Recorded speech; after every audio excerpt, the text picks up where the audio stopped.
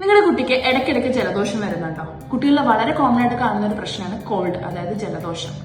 Yearly ഒരു 8 തവണയൊക്കെ ജലദോഷം വരുന്നെങ്കിൽ അതൊരു കോമൺ കണ്ടീഷനാണ്, അതിൽ പേടിക്കേണ്ടതായിട്ടൊന്നുമില്ല. ഇനി അതിൽ കൂടുതൽ വരുന്നെങ്കിൽ ഉറപ്പായിട്ടും നിങ്ങൾ അതിൽ ശ്രദ്ധിക്കേണ്ട കാര്യങ്ങളുണ്ട്.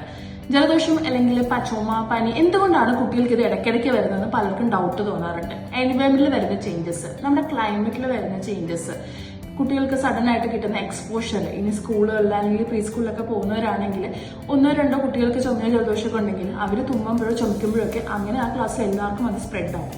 ഇനി കൈ പ്രോപ്പറായിട്ട് വാഷ് ചെയ്യാത്ത ഒരു റീസണാണ്. ടോയ്സ് ഷെയർ ചെയ്യുന്നത്, തിങ്സ് ഒക്കെ വായിൽ കൊണ്ടുവന്ന ഹാബിറ്റ് ഉള്ളവർക്കൊക്കെ ആണെങ്കിൽ ഇത് കൂടുതൽ വരാം.